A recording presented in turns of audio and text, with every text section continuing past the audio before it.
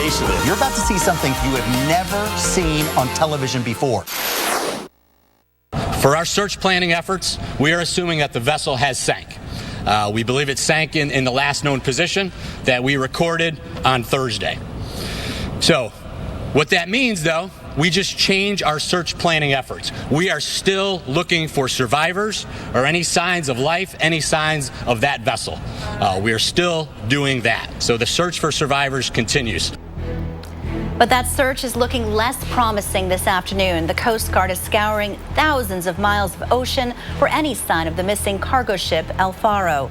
33 men and women were on board the ship, including 28 Americans. And their families are nervously awaiting any news. The ship left Jacksonville, Florida Tuesday, but never made it to Puerto Rico. The last known transmission was on Thursday when the crew reported the ship lost propulsion and was listing to the side as Hurricane Joaquin was taking hold. These are some pretty heavy weather-related stories, huh? Yeah. It's 54 past the hour, and you are here on Weather Center Live, Bonnie and me, and it's time to get you caught up on what's happening in the tropics. Anything else as this Hurricane Joaquin is heading away? Well, Senior Hurricane Specialist Brian Norcross joins us with your complete tropical update. We've had a bunch of little things, Dave, that we've been watching in the tropics. It's tending, I think, to quiet down overall. Take a look at the view here. On the wide view, we've actually taken a couple of them off the board here. So we're left with Hurricane Joaquin here. We do have an invest out there in the eastern Atlantic. Shows a small chance, but we just don't like the position of storms out there. And then there's this tropical storm Oho over here south of Hawaii we've been keeping our eye on. Let's start with Joaquin, that has been so much trouble, at least part of this incredible story here in South Carolina. Still a formidable storm, 85-mile-an-hour winds for being that far north in the Atlantic, and it's not quite speeding away yet is the thing. And so the atmospheric conditions are really moderately favorable there for it to maintain itself, and the pressure is up, so it's slowly weakening north-northeast at 12 as it's well north of Bermuda.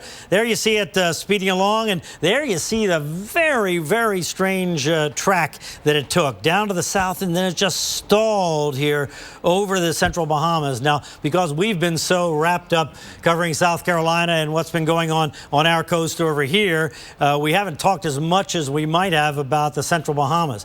Thankfully, New Providence, where Nassau is, and Grand Bahama, where Freeport is, Abaco and Eleuthera, and the other highly populated islands in the northern Bahamas were not seriously affected by this. But those poor folks in the central Bahamas, they were generally okay. They went to higher ground, but so much damage there. Pictures are just terrible. All right, and now as far as where the storm is going, it's going in the direction of Britain or the English Channel. So they could have a pretty good storm there come late in the weekend, early next week. Wouldn't be tropical, but still pretty good storm. Okay, here's the invest in the eastern Atlantic. There it is. National Hurricane Center. There's really not much there, but there is an impulse. Bears watching. Only 20% chance of developing. It's the direction that it's moving that we just have a little concern about, although the weather pattern here looks like it would deflect it on up to the north. Okay, here's Oho now, south of Hawaii. 65-mile-an-hour winds, so it's intensifying. We were concerned about this for the Big Island. Now it looks like it's going to miss Hawaii. But look, it's aimed right at the Pacific Northwest and British Columbia in Canada. Seattle may actually get some of that tropical moisture. And El Nino report came out today, strengthening even more. Now the strongest ever recorded in September in our record book, just a little above the big El Nino of 1997. Okay, that's the tropics. Back to Dave and Bonnie. Thank you, Brian. Well, time to check on the United States weather, and we're headed to the southwest here on radar. Yeah, we've been focused on the southeast, but the southwest getting storms and even flooding of their own. In Las Vegas area, we had some flood warnings. Let's take a closer look. Yep, we got a severe thunderstorm warning northeast of Silver City. These storms are putting down some hail, so heads up, travelers in that part of the state, southwestern New Mexico, and also a couple of flood warnings for southern Utah, and some showers just in time for rush hour in Los Angeles. Upper level low there, just like we've had over the southeast. Right, but luckily a much better situation. Still something to keep track of, and we will. And of course, Weather Underground is coming up next, and that's followed by a special report on historic and deadly flooding later tonight. It's 58 past the hour. Your local on the 8's coming up.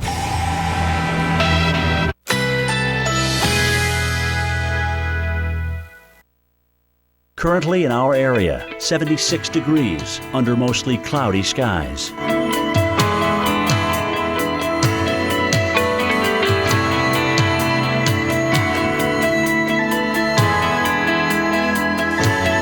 Tonight, partly cloudy skies, low 69. Winds west at 5 to 10 miles per hour. Tuesday, partly to mostly cloudy, slight chance of a rain shower, high 86. Winds west-northwest at 5 to 10 miles per hour. Tuesday night, partly cloudy skies, low 70. Winds north-northeast at 5 to 10 miles per hour. Here's our 7-day outlook.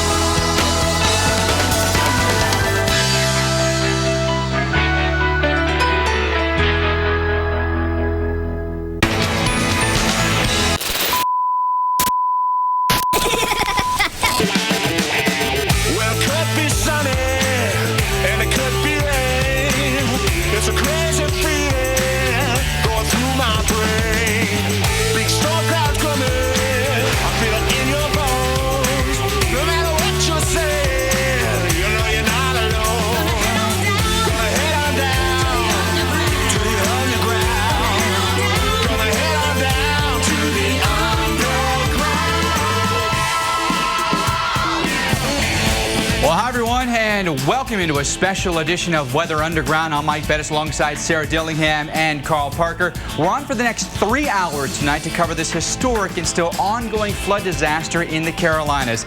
Take a live look this evening at Columbia, the capital. Our Reynolds Wolf is there. We'll be talking to him in just a few minutes. Road closures abound, and now new evacuation orders. The reason why, you're going to find out from Reynolds still to come. It's a big concern. It is dams that could break and even more homes that could be flooded. Here's what we know right now. Mandatory evacuations have been ordered for some neighborhoods as a few upstream dams have breached. The death toll for this catastrophic flooding in South Carolina has gone up. It now stands at 9. A spokesperson told us 5 people have drowned, 4 other people have died in traffic accidents. There are more than 500 road closures right now across the entire Southeast. One major highway, Highway 12 in North Carolina, closed, and 12 near Ocracoke in the Atlantic here, and Kitty Hawk is also closed this evening. So we're going to update you on these throughout the show, but let's get you caught up on what's happening right now with our expert weather producer and our storm specialist, Sarah Dillingham. Remarkable to see how much rain has fallen, how much it was just a huge factor over the weekend for so many people, and I think a lot of people caught off guard. I wish they weren't, but they were. Yeah, they really weren't. You know, I've never seen rain of this magnitude. You know, I was saying last week when we talk about rain moving in, like heavy rain, you know, you're going to see some little patches where it's not a complete shield. This was a complete shield of rain for days. I've never seen anything like it, and a lot of meteorologists around here haven't either. We want to show you some of the videos of the people that were hardest hit in South Carolina. Excuse me, there are photos. This is in Richland County, South Carolina. This does include the city of Columbia.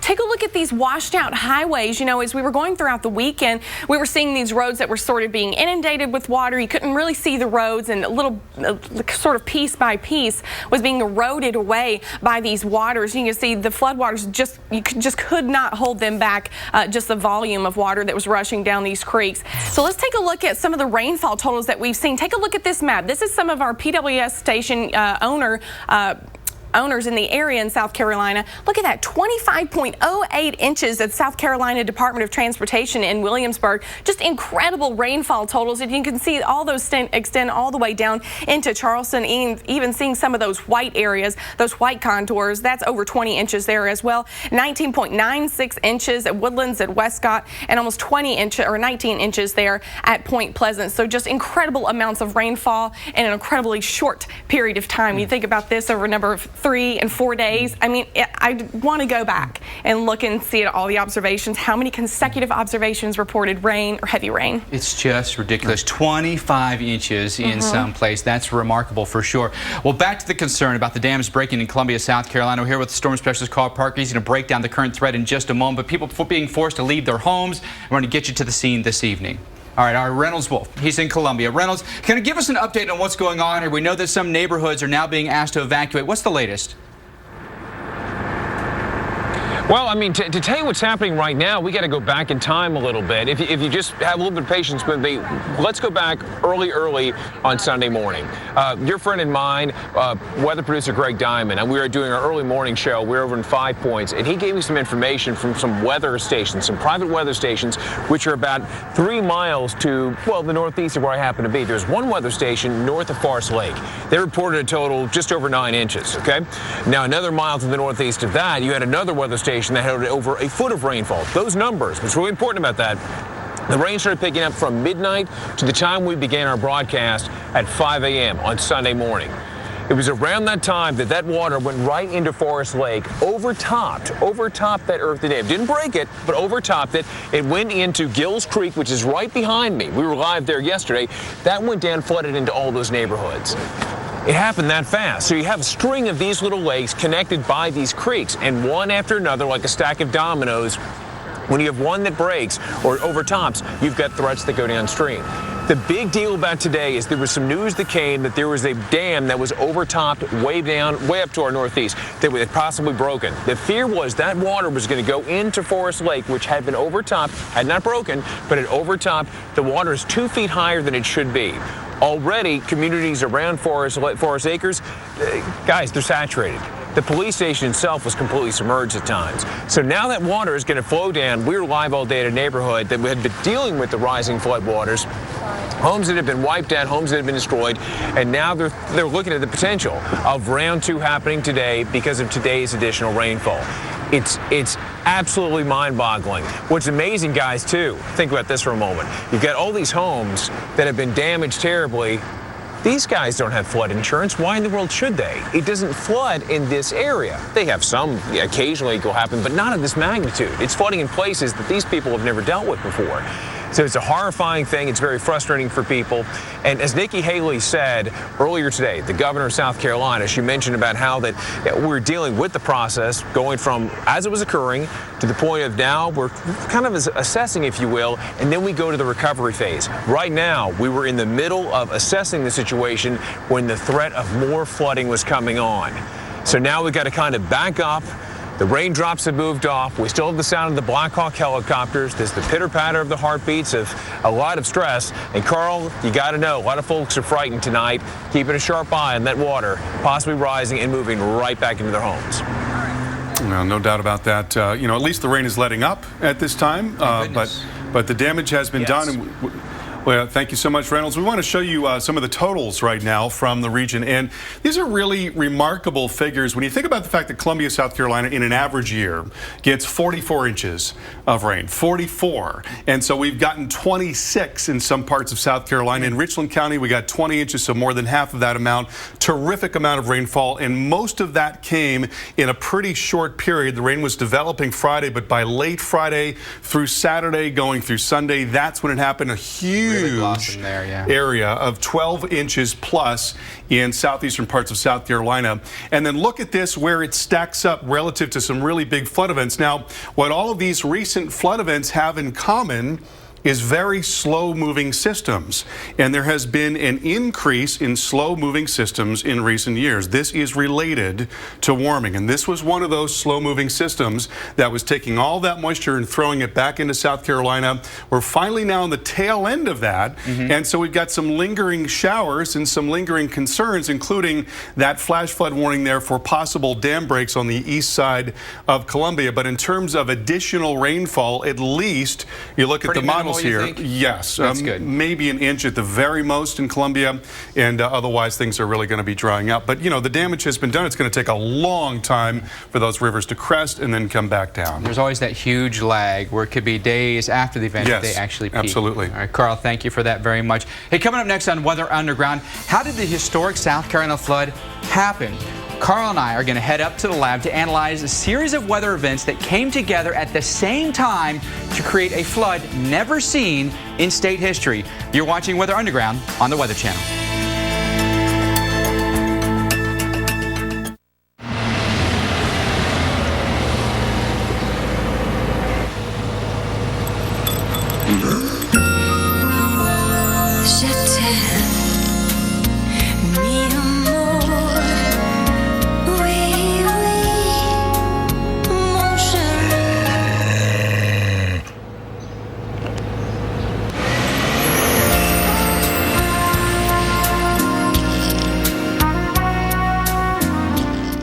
Need new tires?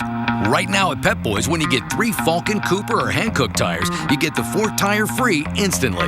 Plus, get no interest and paid in full within 6 months on your Pep Boys credit card. Trust the boys to get you there.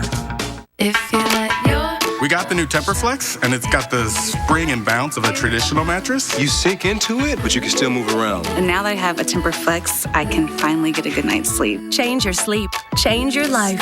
Change to Tempur-Pedic. We always were told we were German. We were in a German dance group. I wore lederhosen, so I just started poking around on Ancestry. Then I decided to have my DNA tested through Ancestry DNA. It turns out I'm Scottish. So I traded in my lederhosen for a kilt. Earning unlimited cash back on purchases. That's a win. But imagine earning it twice. You can with the Citi Double Cash Card. It lets you earn cash back twice. Once when you buy and again as you pay. It's cash back, then cash back again. And that's a cash back win-win. The Citi Double Cash Card. The only card that lets you earn cash back twice on every purchase. With 1% when you buy and 1% as you pay. With 2 ways to earn, it makes a lot of other cards seem one-sided. I love you. Love you too. 1 minute. Hi. We need to do this. Letting go. It's a little easier when you've saved for college with State Farm. Here's something new. Now you can get the Weather Channel forecast on the new LL Bean app. Just tap, shop, and discover. The new app from LL Bean featuring forecasts from the Weather Channel. Download today. Nothing artificial. Just real roasted turkey. Salt, pepper, carved thick. That's the right way to make a good turkey sandwich. The right way to eat it is however you eat it.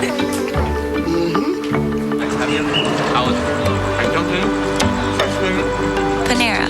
Food as it should be. This one's called Blue. She's the beta. Who's the alpha? You're looking at him, kid. The #1 movie in the world is coming. These animals are thinking, I gotta eat. I gotta hunt. Jurassic World. Own it on Blu-ray October 20th on digital HD now. Weekdays on AMHQ. I want to make sure everybody can get an idea of what's happening here. Let's talk about that. Let's lift the base of this. You're about to see something you have never seen on television before.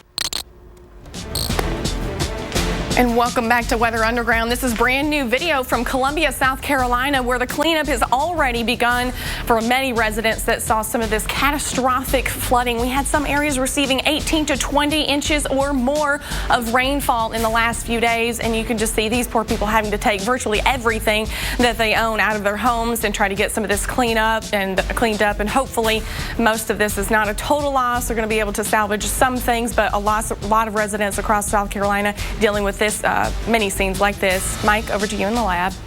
Thank you very much, Sarah. We're here with our severe weather expert, Dr. Greg Forbes, looking at what happened with this big complex that nailed us here in South Carolina. You look at some of the totals here, Dr. Forbes, incredibly impressive. Yeah, it's staggering in amounts. Many places had over 20 inches of rain, and at the official National Weather Service rain gauges, we set daily, 24-hour, 3-day, even monthly records from this. For example, Columbia had its all-time wettest day with 6.71 inches. Charleston, storm total, 17.7 inches. So it has been catastrophic in terms of the impacts. Roads closed, roads washed out, dams that have been failing, and rivers that are still rising in some places till the end of the week. And in some instances, the water has been either debris laden or it's been flowing at such a rate that some of the USGS river gauges have literally been washed away. Some of them have been damaged and washed away. That's what do you do in exactly right. situations like that?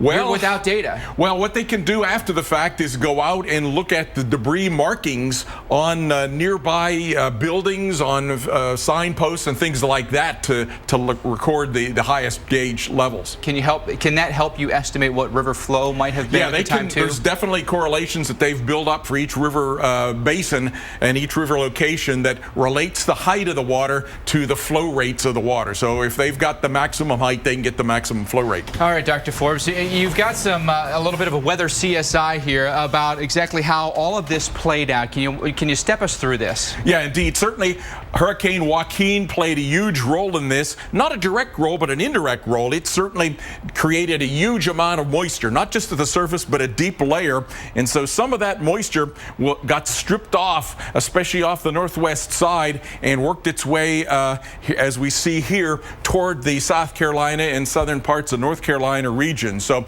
it was near record amounts of moisture available in the atmosphere. The storms then condensed that out, and it rained and rained and rained. And just a narrow avenue there, Yes. Dr. Forbes, to get it right in and focused on the Carolinas. Yeah, and that was really the interesting part of this, and that had to do with a big upper low. That upper low was a cold chord feature. It had come down out of the jet stream from Canada, slowly moved its way across the south and east, and it was on the leading edge, the northeast edge of that was where the heavy rain band was setting in. The other factor was that we had a front that had previously come down. It stalled out as a stationary front offshore, and where the plume of moisture was hitting that was triggering thunderstorms pretty close to where the Gulf Stream warmest temperatures were in the water, and that band then just poured and poured and poured. It oscillated a little bit across the South Carolina area from time to time, but basically all of those ingredients came together in that very narrow corridor.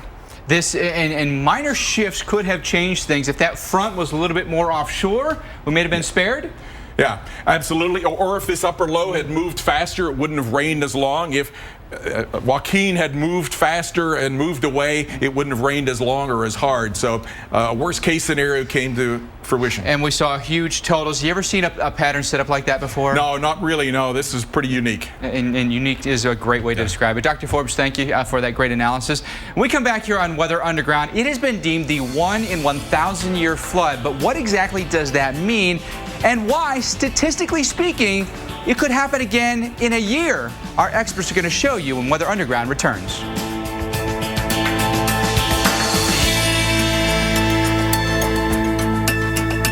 Why do we insist on 100% Alaskan whitefish? Why do we always hand dip in our famous batter, cook it to golden perfection, and serve it with fries for just $1.99? Because at Long John Silver's, we think you deserve more for $1.99.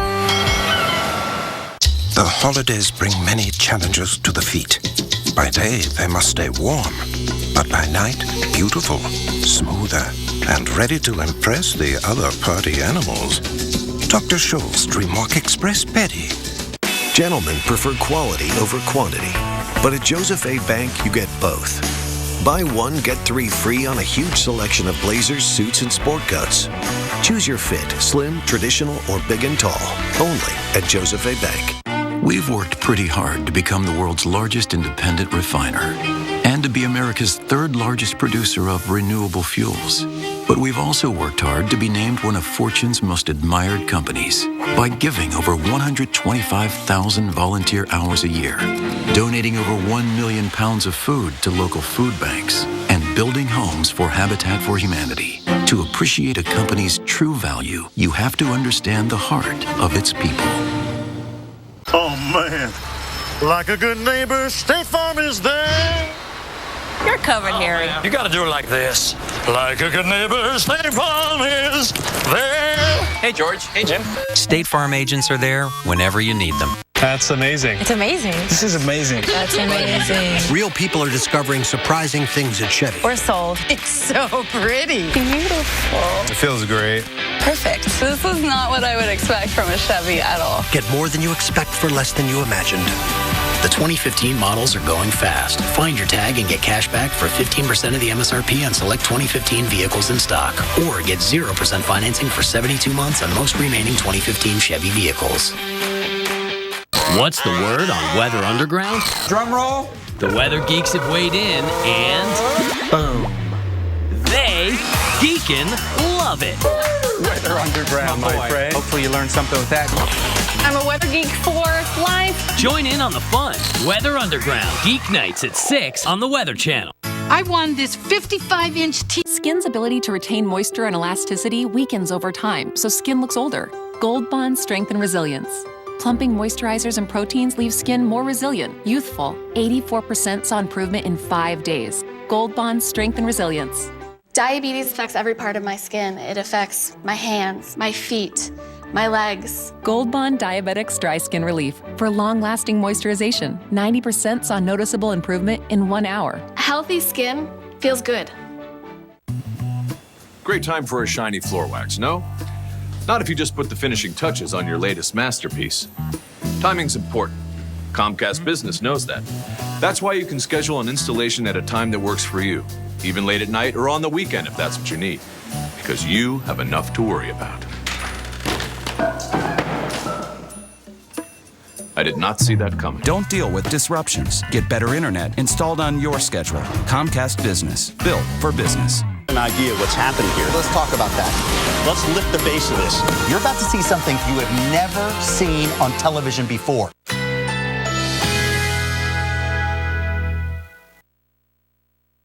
Currently in our area, 77 degrees under mostly cloudy skies.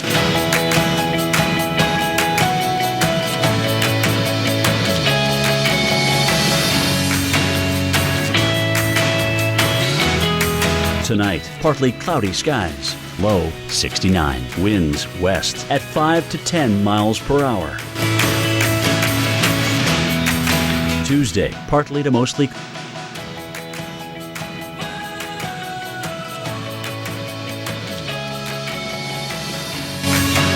Tuesday night, partly cloudy skies, low 70. Winds north-northeast at 5 to 10 miles per hour. Here's our 7-day outlook.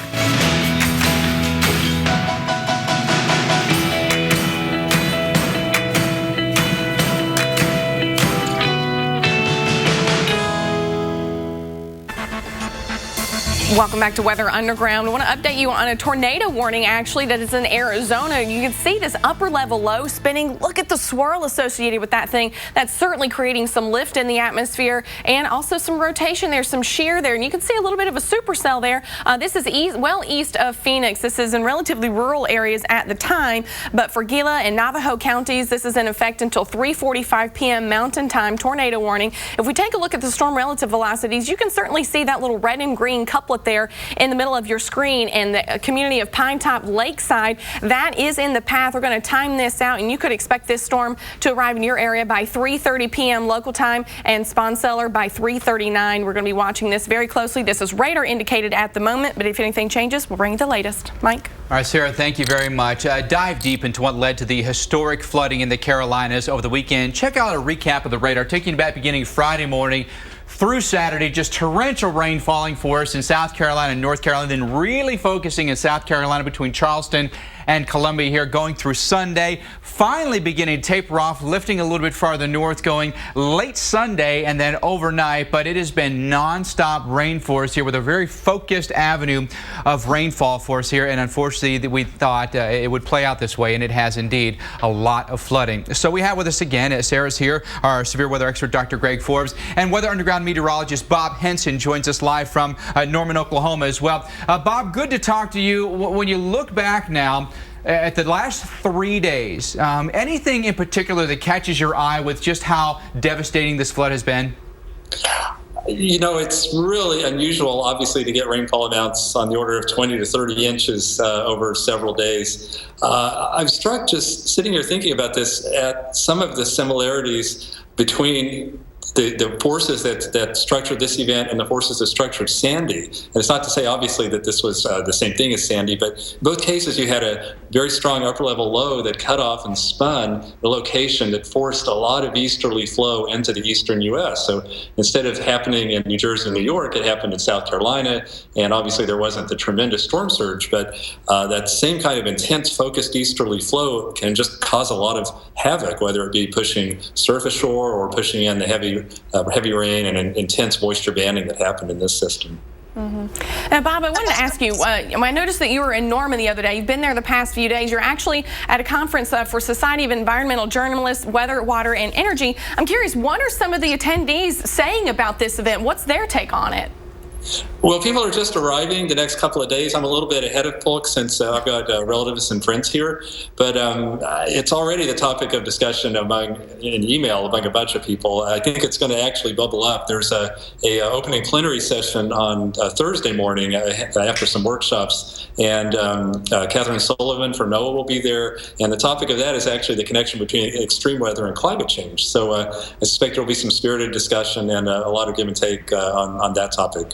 Weather Underground meteorologist Bob Henson joining us live from Norman this evening. Bob, thank you very much. Appreciate your time this evening. Dr. Forbes, anything in particular you noticed with this system that caught your attention? Yeah, two things. One, considering that we had all of that rain just barreling right on shore there, South Carolina, not one tornado warning. So that's not right. one. Yeah. There was not that strong low-level jet coming in at the same direction. The other was it was almost like a front. The razor-sharp edge to that air that had come around that upper low coming in from the southwest versus that moisture being pulled in from the southeast off of Joaquin, it was razor sharp. So it was low-level convergence rather than a really deep instability that seemed to be driving this heavy rain event. Yeah. Pretty amazing to see how it all played out. I'm not sure any of us could have really accurately predicted that, although you said there'll be some spots to get 20 inches. Models are pretty good about that, actually. Not bad at all.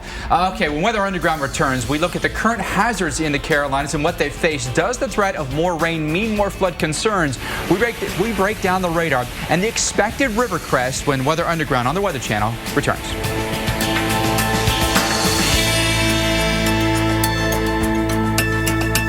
Looking for a delicious dinner idea? Make tonight white chicken chili night. Start with Bush's white chili beans, simmered in our flavorful chili sauce.